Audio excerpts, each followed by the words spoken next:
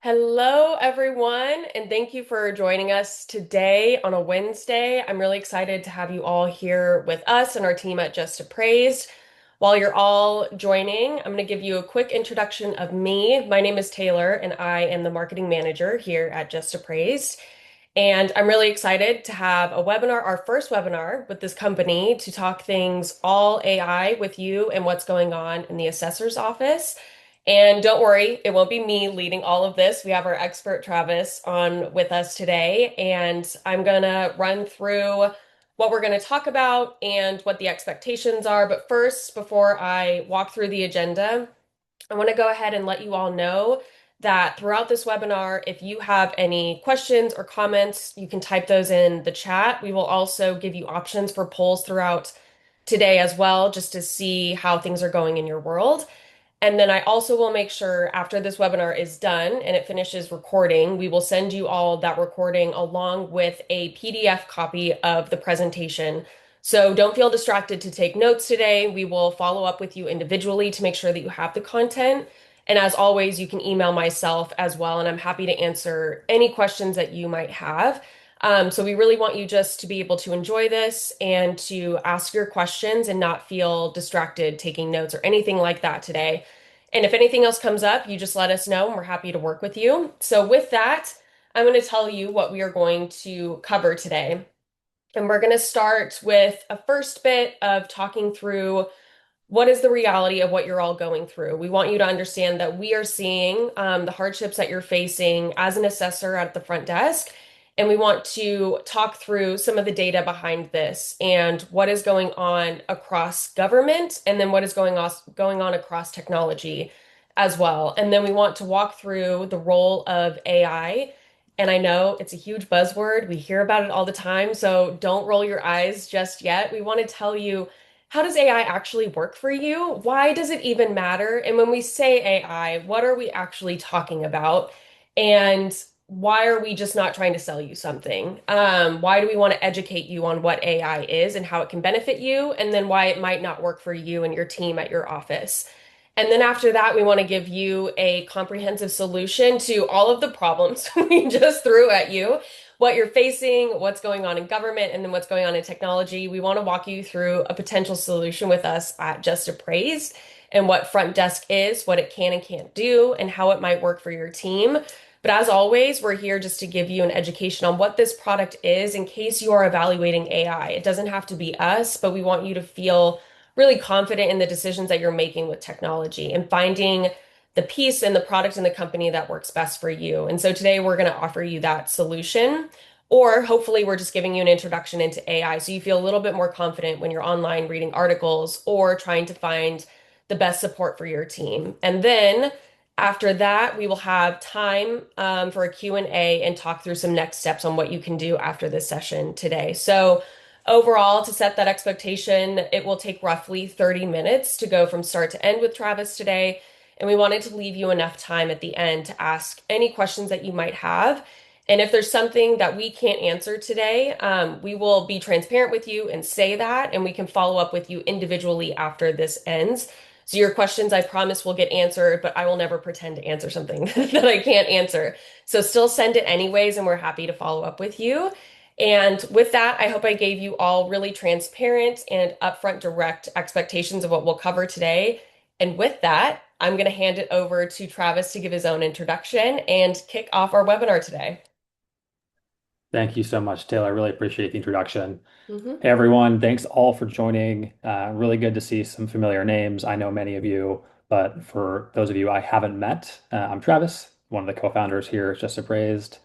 And I started Just Appraised, along with Imran and my other co-founders with the mission to help assessors' offices do more work with fewer resources and create trust with their community.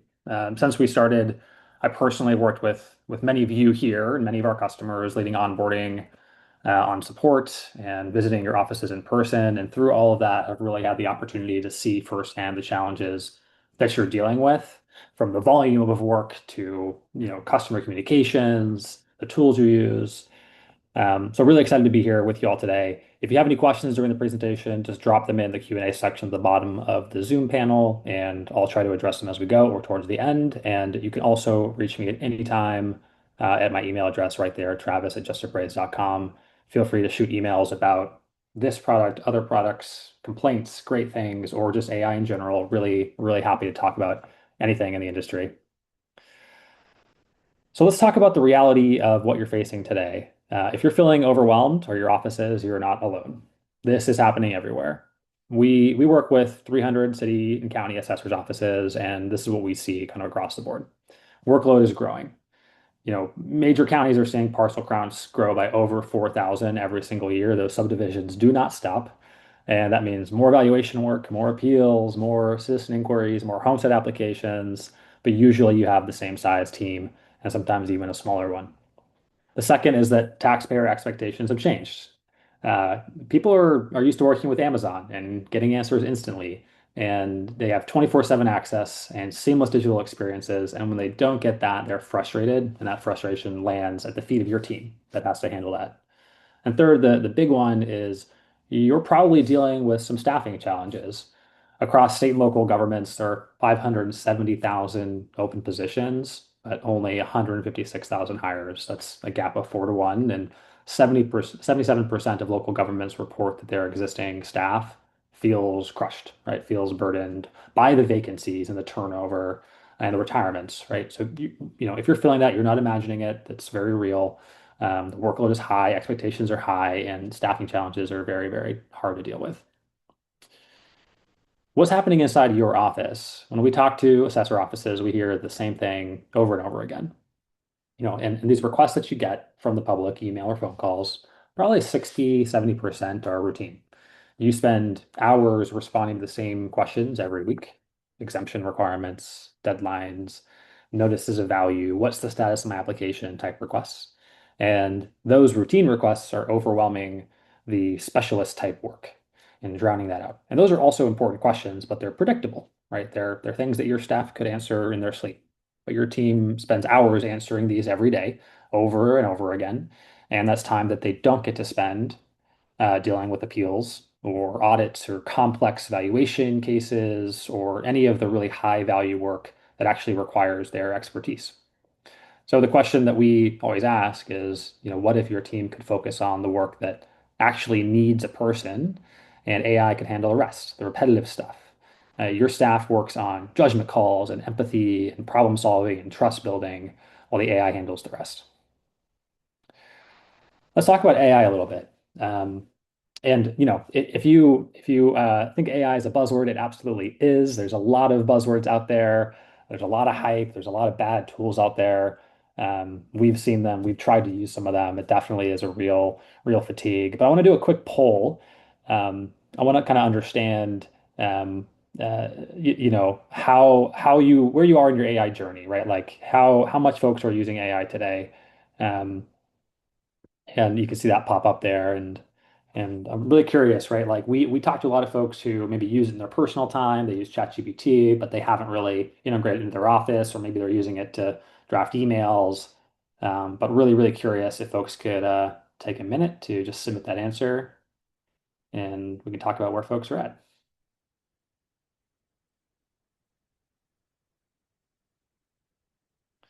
I can speak personally while folks are putting their answers in. I use AI every day, but it's kind of like a conversational assistant with ChatGPT. And then we're trying to roll it out with different teams in the office, right? In our personal office, and different departments are kind of further along than others. And it's definitely a challenge to kind of keep track of it all. There's so many new things out there these days. All right, Taylor, we're seeing the answers come in. Ready to open that up? Yeah, it looks like we have over 28, 29 responses. I'll give 10 more seconds. Thank you all for responding in this. This is cool. 30. All right.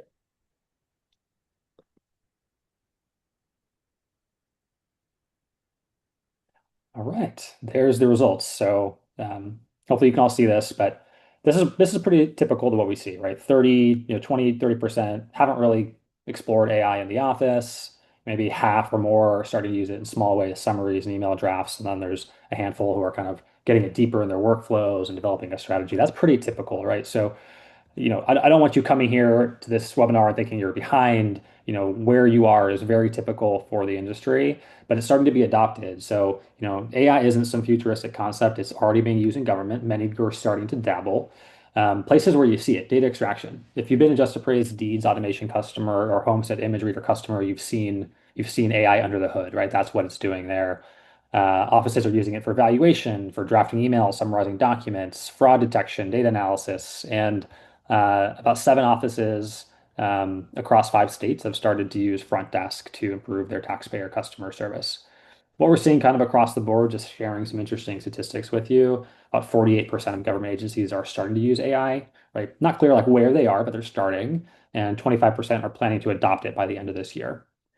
And this really matters for a number of reasons. Obviously, it's helpful to you, but 54% of governments are expecting a major wave of retirements in the next few years, right? That sound familiar to anyone? Like folks are getting close to their pension times, and that's coming up, and that's a lot of institutional knowledge walking out the door. It's going to be really hard to replace that fast enough through hiring. So you need more tools to help your staff get more done just with the resources they have, right? Fewer staff, but the same amount of work. So, we like to say the question isn't should we use AI? It's clear that the need is there and the technology is there. The question is how do we use it responsibly? So we're going to talk about that today. So one of the things that we really like to talk about is AI is not a replacement for your team. It's just a tool. It's not going to replace the work that your staff is doing. It's really good at predictable, repetitive work that takes up a lot of time. The routine, what documents do I need to apply? When is my exemption application due for this tax year? Has my notice of value been mailed? Those type of questions. It's good at pattern recognition, consistent responses, consistent tone of voice, being available 24/7, being infinitely patient. That's what AI is good for. So if you have a taxpayer who emails you during the day about why their homestead application was denied, we can pull that information from the homestead system and answer it instantly without pulling any of your staff away from the counter. Likewise, if a taxpayer emails you at 9 p.m. asking when the deadline is, AI can answer that instantly. You don't have to come in the next morning and answer that. That allows you to provide more service than you are today using tools like these. But what is AI not good at? Not great at judgment calls, not great at nuance. It probably can't explain really complex valuation decisions that your appraisers made or guide someone through an appeals conversation to settle the value or de-escalate a frustrated taxpayer who feels they're being treated unfairly and just needs someone to kind of explain the process to them. It cannot build trust with your community the way that your staff does. Right? That's not what AI does. And when we talk about AI for assessors' offices, we're not talking about replacing people. We're talking about giving your team a tool that handles the grunt work so they can focus on what really matters, which is the work that requires expertise, context, and human connection. Another way to think about this is AI handles where do I upload my documents, your staff handles I lost my job, my taxes are too high, what do I do type conversations. That's the right division of labor. So what does this actually look like in practice? By offloading predictable tasks to AI, you free up your staff to focus on the work that requires judgment, empathy, and expertise without adding any headcount. You're not hiring more people, you're not working longer hours, you're just working smarter. AI handles the routine, you focus on the complex appeals, audits, and building relationships. So we're going to jump into a demo in just a minute, but really briefly, what Front Desk does is a unified platform that helps you centralize communication from your customers, right? Your taxpayers, your constituents. And it can help automate some of those responses, but it gives you visibility to track and manage all of those and assign them to the right people. So some of the channels that we support, and you'll see this in the demo, email. So if you're using, some of those shared Outlook inboxes today, you could replace that with a streamlined system. Chat, and that could be, a live human chat on your website or an AI-powered chat or a mix of both depending on the time of day. And voice, right? We can even answer the phone for you, and that can be after hours or during business hours. And we can help triage as many questions as possible, right? The simple things before passing them off to a member of your staff to handle the complicated things. Some of the key features that you'll see is that every conversation is assigned to someone. So you know who is responding and you know when they responded, and you can measure all of that.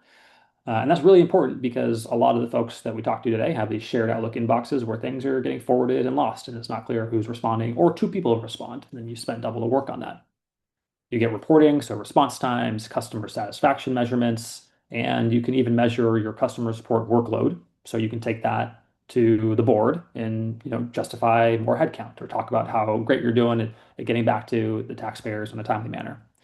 Automation is built in so that that takes the form of drafting email replies and then automatically answering them, automatically tagging conversations with categories, and then we have a knowledge base that you'll see. So this is making your policies and procedures accessible to your entire staff, easily searchable. And the goal is to make sure that institutional knowledge does not walk out the door with retirements, right? Okay, so let's jump into the demo here. And I'm going to start with the voice system and then go into what we cover with email and chat as well. And Taylor, if you would give me a thumbs up if you hear the voice talking, I want to make sure my audio is being shared as well.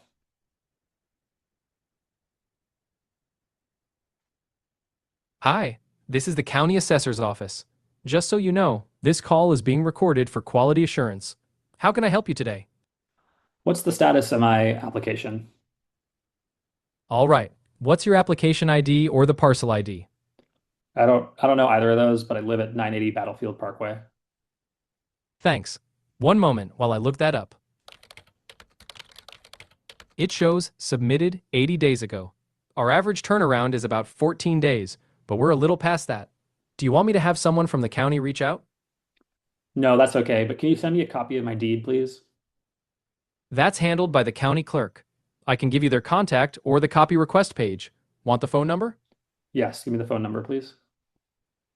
The county clerk phone number is 555 555 Never 5. mind. Never mind. Can you tell me my assessed value? Sure, let me pull up the property details for that parcel. One moment. The assessed total value is $689,100. Land is $205,000, and improvements are $484,100. Anything else you'd like to know? That's it. Thank you.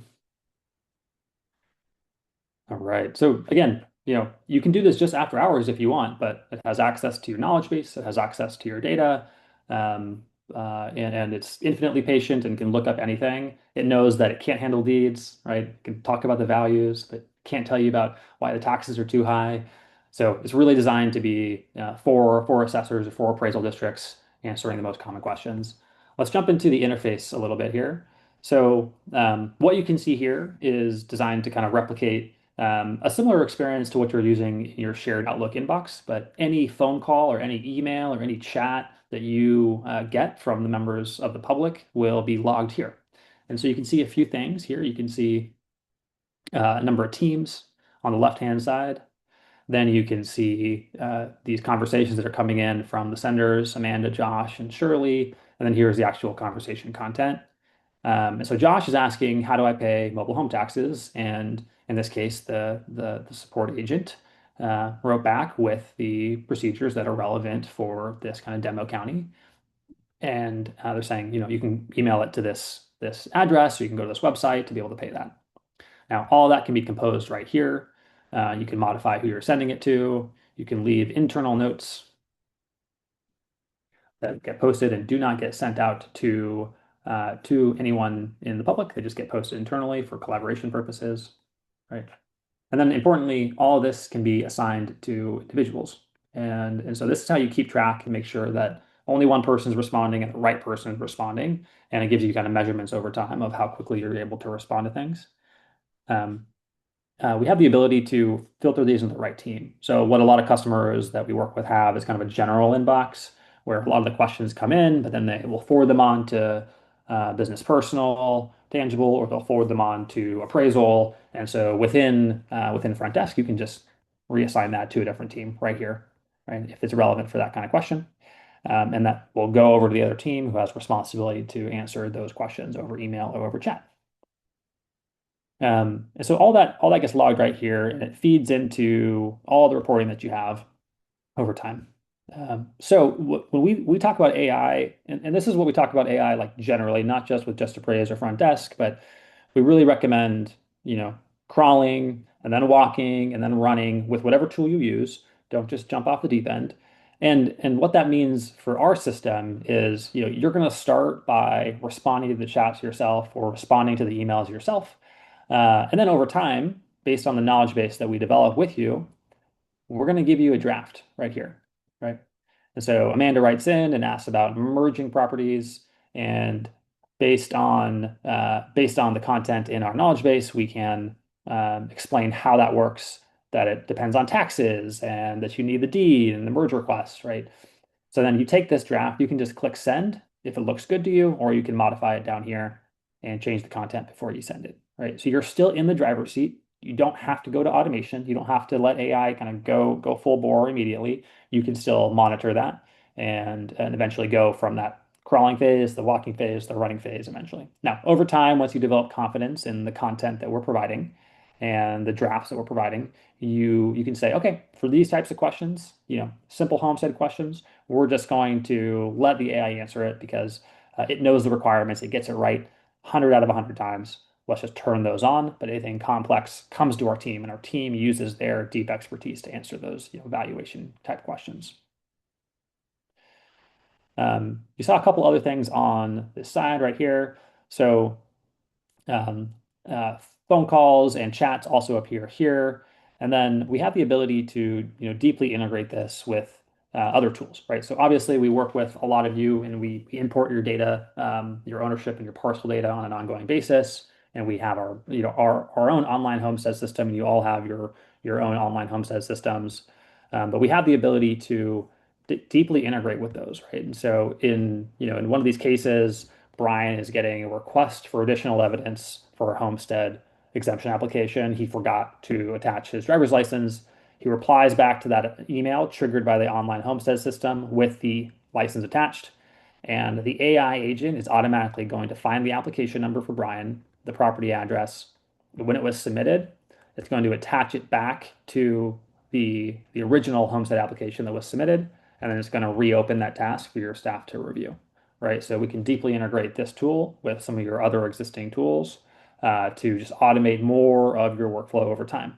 Now, this conversation then gets automatically tagged with the application number and the property ID. So if you ever want to see a history of the property ID, that's all right there available to you.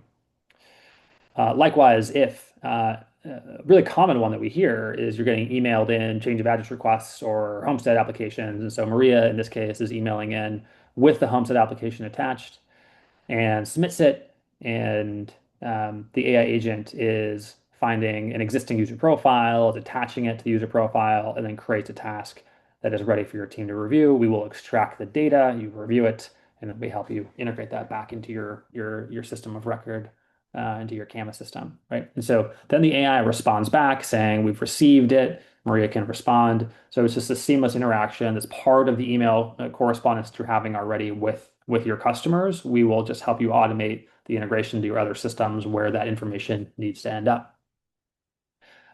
We talk about AI, right? These AI answers and where all this is coming from. This is all based on a knowledge base that we build out with you.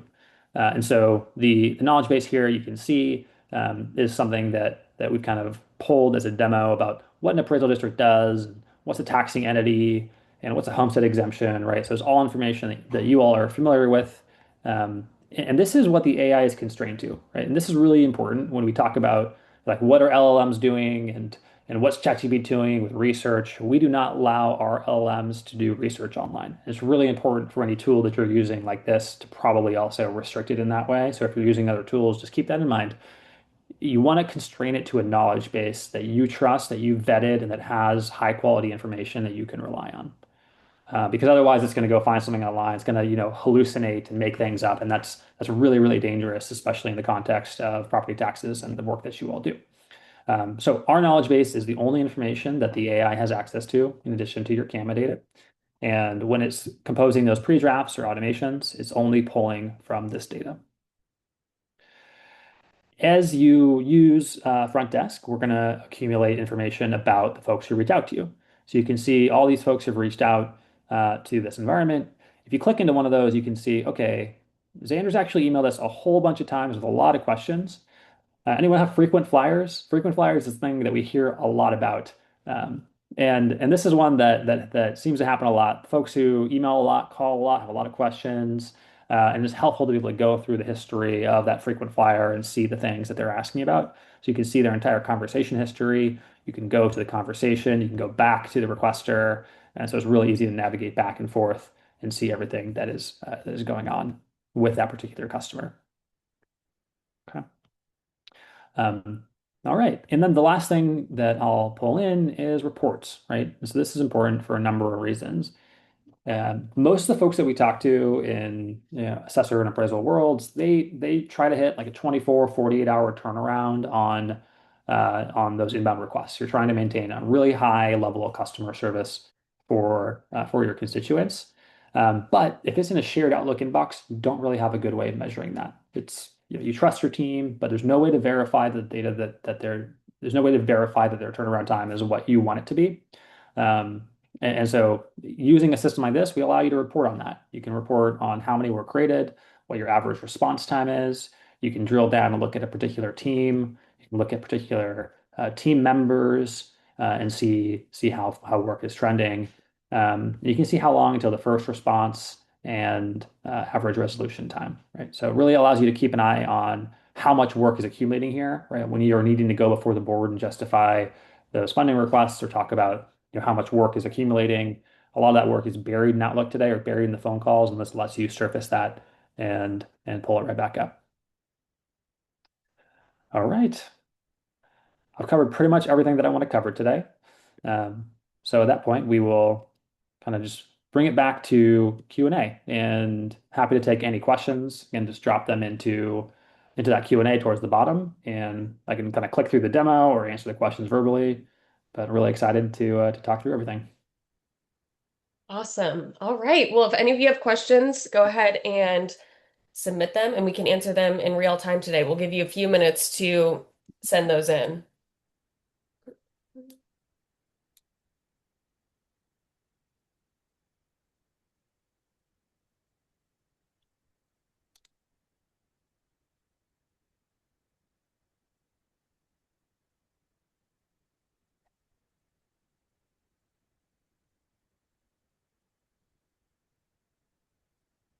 You must have explained things so well that no one has any questions yet.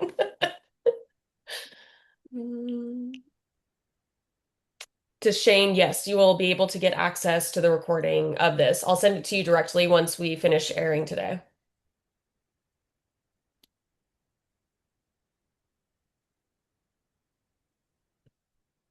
Someone asked, can front desk automatically route emails to the right team, or do they still need to triage a person? We can automatically route it to the correct team. So every team that is set up in front desk, we help during onboarding set you up with the types of questions that that team is responsible for.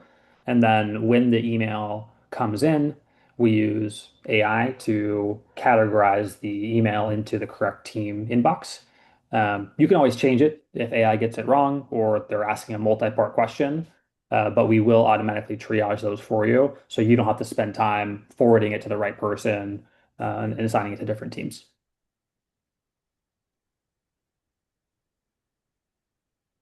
Someone else asked, will the phone system be able to transfer calls to staff?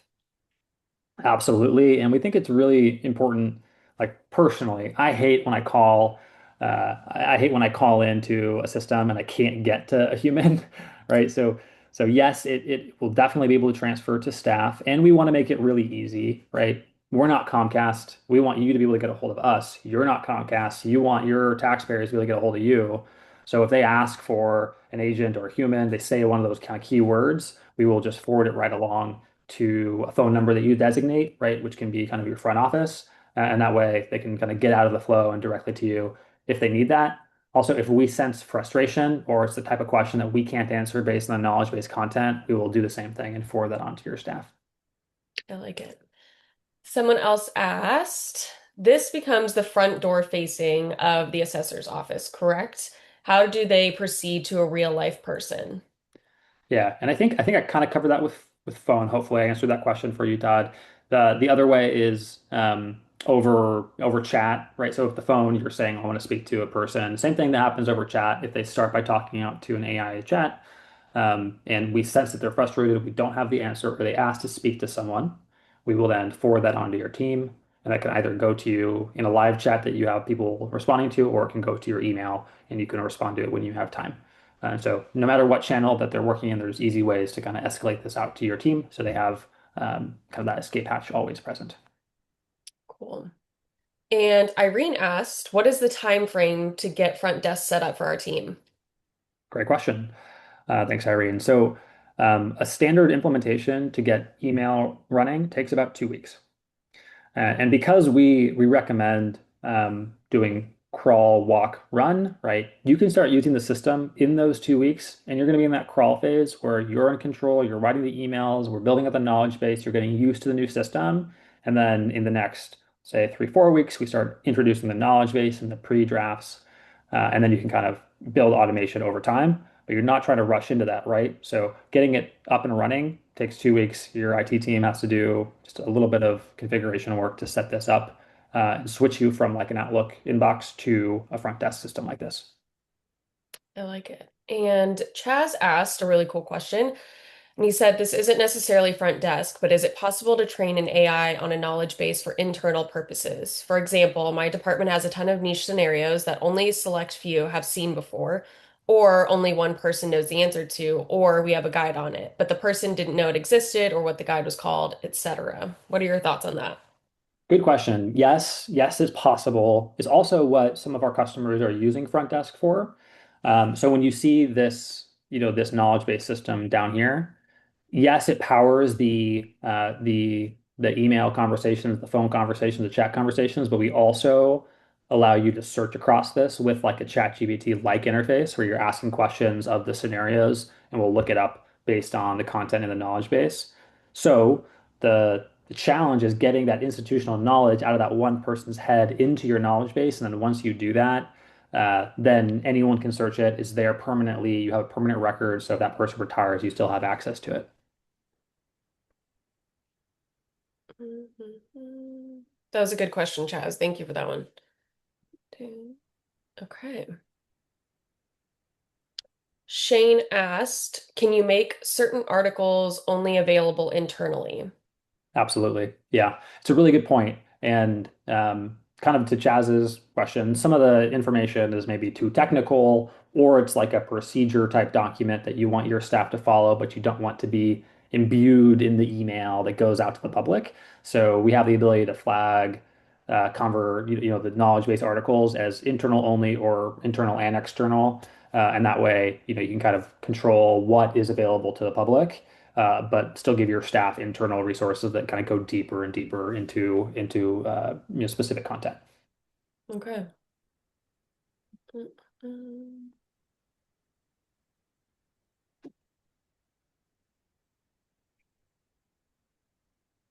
Hmm. James asked, can the AI summarize long email threads so staff don't have to read everything? Yes, definitely. Let me see if I have one I can show you from that. So here's actually a demo from a phone conversation that we have. So it's all about paying property taxes, kind of more relevant for the assessor collector or the tax collector in this case. But at the end, we have a summary that is generated about what happened, whether there was a CSAT score, customer satisfaction score, and this is available at the end. And then we're rolling this out. This exists for phone calls, but we're rolling this out for all emails as well. So the emails will have the same type of summaries. The chats will have the same type of summaries as you see here for the phone. I like it. I also like Todd's comment as well, saying your product is local AI in a sense and not AI like ChatGPT. Some local governments are leery of implementing AI. Travis, what are your thoughts on that? Yeah, totally understand. Folks we talk to are sometimes concerned, right? And it ranges in concern from is AI taking my job or is it gonna interfere with the way that I build trust with the community? Absolutely. Like people are worried about that. What we found and what the kind of data shows is there tend to be, maybe older communities who are a little weary of it. There's younger communities who they really just want answers 24/7 and they don't care if they're talking to AI or not. And that generational shift is starting to happen. And so providing multiple channels and multiple ways for folks to get in contact with you whether that's through AI or escalating out to your staff, is a really great way to do that, right? And again, we recommend crawl, walk, run. You don't have to go full AI, right? You can start with the email system where your staff has control of everything before you kind of layer on phone. There's no point in rushing it because you want to build trust. You want your community to build trust. You get feedback from your community before you roll it out any further. Hmm. And Daniel asked, how does front desk handle any questions that are not in the knowledge base? Excellent question. So in the email system, that is a great case where we don't attempt to draft it. We don't attempt to automate it. We leave it for your staff to respond to. And in the chat and the phone case, we'll say like, we don't have access to that information. Would you like us to put you in contact with someone who can help you with that? So if we don't have access to the information, we're going to say we don't know, and then we're going to try to pass it off to a member of your staff to be able to answer the question. Hmm. The really neat thing about what we're building, and I'm not able to demo this today because it's coming out in the next couple of months, is what we call our knowledge base AI assistant. And so you all saw these knowledge base articles down here. Um, but as you're having conversations over the phone, as you are having email conversations or chat conversations, we can learn from that information and suggest changes to these articles or new articles to add, right? So if an email comes in, we don't have the information for it, but your team writes back out the answer to it, we can suggest, if that happens often enough, we can suggest a new article to add that will cover that in the future. And so you don't have to think about maintaining the knowledge base all the time. We can take a lot of that grunt work off you and automate even the maintenance of this knowledge base. Hmm. Another question we got in is, can we set up rules? Like, for example, after hours, always use the commissioner's recording. Yes, for the phone system, you can do the recordings for after hours. You can have, business hours. The AI isn't involved. After hours, it is involved, or vice versa, right? There's different ways to manage the system. Same thing with the chat system. Some offices like they just don't have the resources to have a live chat team available 24/7 or 9 to 5 rather. And so they just want to use AI 24/7, but some have teams that can respond 9 to 5 and they want them to respond 9 to 5 and then they use the AI automation after hours. So there's different ways to manage it. We let you kind of schedule how the system will work. Okay. And last question, Chaz asked, could the front desk AI theoretically be hooked up to our internal system and a third-party website queue that we use? Ooh, interesting. Depends on what those systems are. So I can't give you a yes or no. We build a lot of integrations, kind of as our bread and butter at Just Appraised. So we do that a lot. It was definitely possible, but we should probably just have a conversation, Chaz, about what systems those are and what kind of integrations you're looking for before I tell you yes or no. Okay, I like it. And he answered that one. Okay. So we're going to wrap right here. And on our last slide after that one, there's a QR code here for you to scan and schedule some time to talk with a member of our team. And we will route you to the most appropriate person based off of what your experiences are. Or if you feel more comfortable, you're more than welcome to email me as well. And just a reminder, after this is done airing and it finishes recording, I will follow up with each of you with a recording of this session today and then a copy of the slide deck and a couple other resources about front desk, just so that way you can have them and kind of review in case you forgot anything or you want to be reminded of what's included in the features and capabilities of what it can and can't do. And so, with that, if we didn't get to your question or you felt uncomfortable asking live, please email it to us and we will absolutely respond back to you and make sure that we can answer any of those questions.